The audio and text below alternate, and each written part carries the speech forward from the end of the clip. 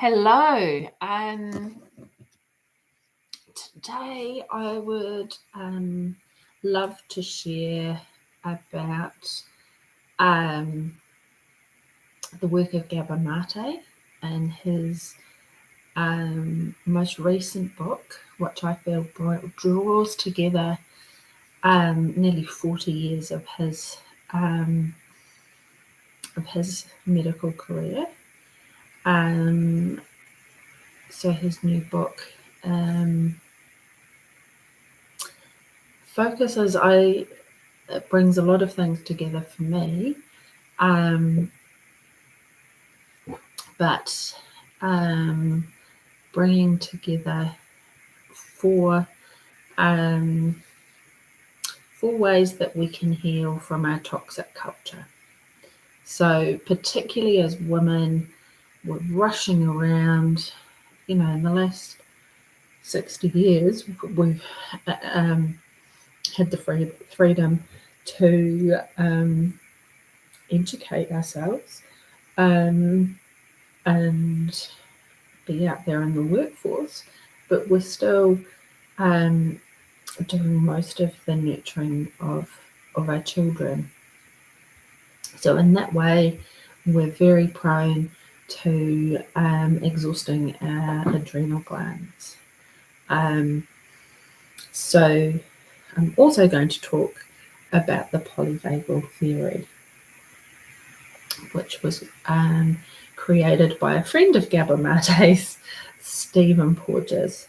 So it's a really exciting time because there's so many colleagues of these two men, and I was lucky enough to be at the trauma conference in March this year with Bessel van der Kolk and his beautiful wife, Leisha Sky. So if we start with the four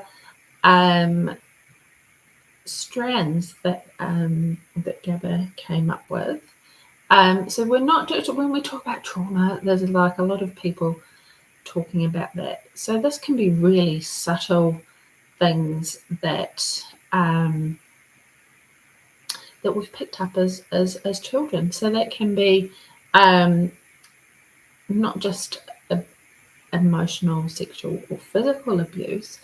It can be the fact that we needed to parent our parents, parentification, or that even though our parents were there, we experienced what's termed as proximal abandonment, that they weren't there. As children, we need to be seen, heard, and our needs met. So if we were kind of expected to be quiet and not rock the boat, then we weren't able to express our needs. So it ripples on into adulthood. And so as I've uncovered some of the trauma I experienced as a medical student and doctor, these simple things, areas to work on, I found really useful. So the first one is authenticity. So over the last 4 years, I have been sitting in a circle with other women and initially just listening to the story of other women and connecting dots and being now able to express my own authenticity. So we need to be get comfortable with being vulnerable. So take off the mask that a lot of people put on when they leave the house or even in front of the people they live with. It's exhausting. It's exhausting not to be able to be real with the people around you. So the second A is acceptance. So when we're feeling stuck in situations or feelings that are uncomfortable. It's important to have acceptance. So to know that it's hard at the moment, but to focus on hope, that even though things are hard right now, knowing that they will get better. So it's kind of as soon as we surrender to a situation and stop resisting, it's interesting how things can unfold into to ease. So the third A is actually healthy anger. So for a lot of women, we suppress our emotions, perceived more negative emotions, because we wanted to be good girls, to get attention and appreciation. So we've kind of internalized that. So finding our voices is so important. Which leads to the fourth one, which is agency. So that's advocating, taking action. So having other women that are able to advocate and share knowledge with each other is really important. So if we go back to the polyvagal theory, so I love talking about the vagus nerve. So we've got the adrenaline, cortisol, stress response. So that enables us to be able to fight or flight, which is run away. So either and the body is designed to be in this mode for short periods of time. So we can run away from a bus that we haven't seen, and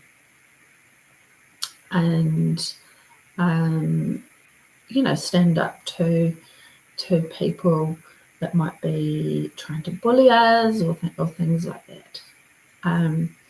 But if we are under stress a lot of the time, the nervous system isn't able to reset, then we can very often get stuck in a freeze mode. So this is been shown to be called the dorsal vagal pathway.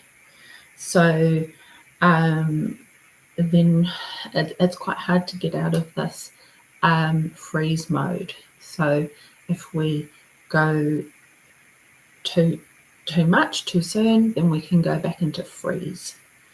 But we can go into flood, and then we have to thaw to be able to function again.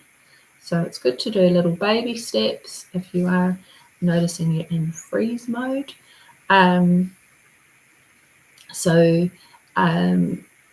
Social engagement has been shown to be a really important part of recovering from freeze. So it's so important to tune into play, sensuality, pleasure. So intimacy, connection, empowerment, and having choices that we can actually feel in our body. And often when we're in freeze, we're completely dissociated from our body. So choices, waiting and noticing that full body yes. And if it's not a full body yes, it's a no until you get that yes. So yeah, I hope that's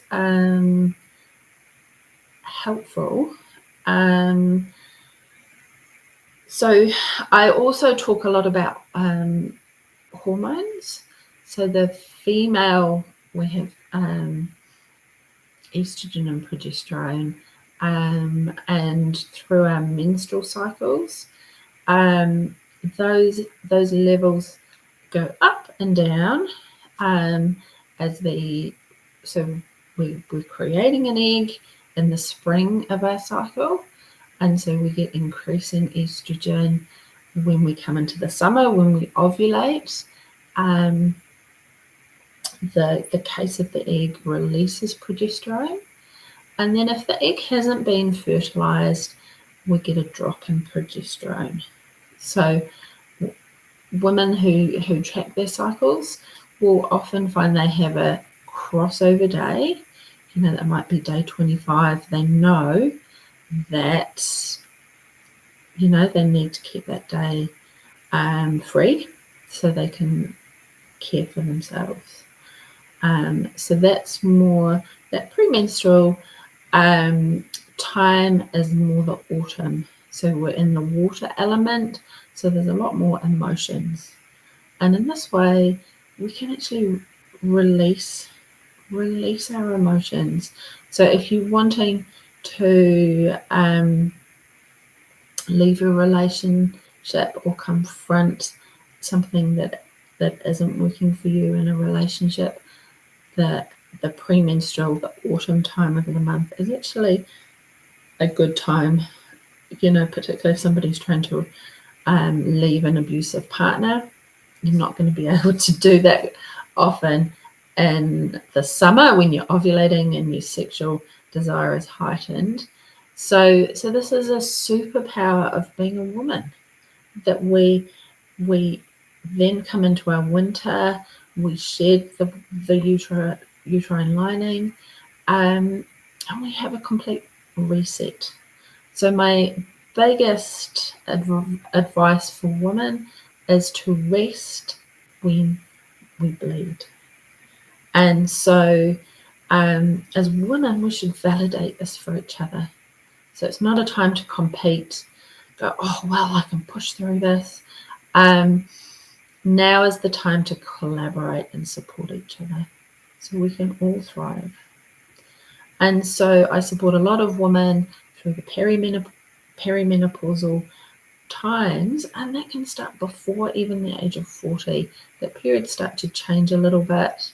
It doesn't have to be the full-on hot flushes, night sweats. It can just be subtle changes that we have an increase in anxiety because of any change triggers the stress response in our body. So simple nutritional supports. I for the last 3 years I've been supported daily with whole bean cacao. That's a non-negotiable for me now.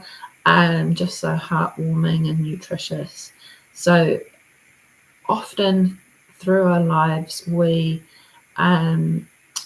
caring for everybody else to the detriment of ourselves. So if we haven't processed any experiences in our life from childhood, early sexual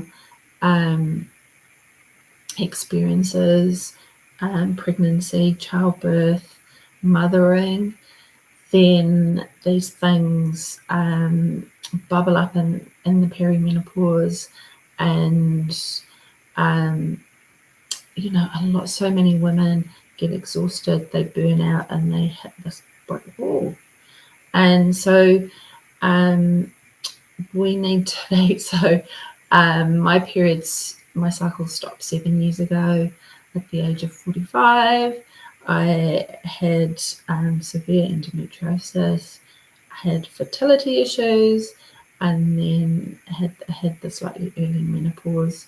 So I'm here to support women, with all the tools that I've gained from nearly 30 years of medical training and experience, but also I'm very passionate about tuning back into nature and using plant medicines. So as well as cacao, I use a lot of adaptogens. So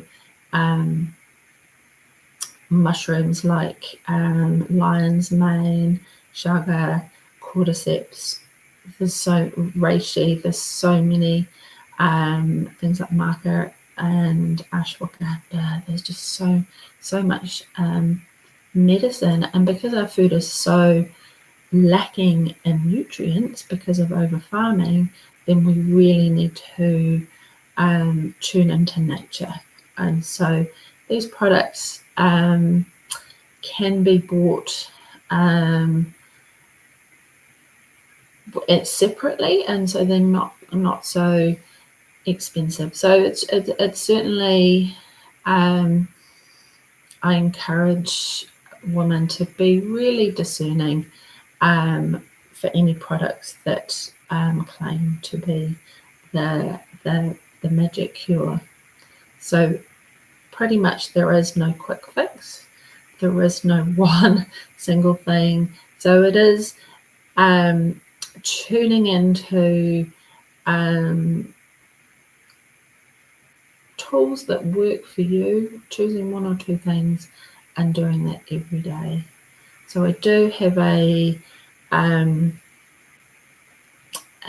resource for perimenopause, menopause, and also suggestions for supporting mental health.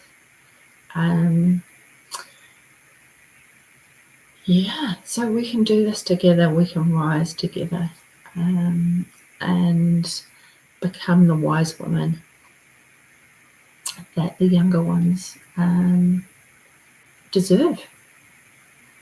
All right, much love.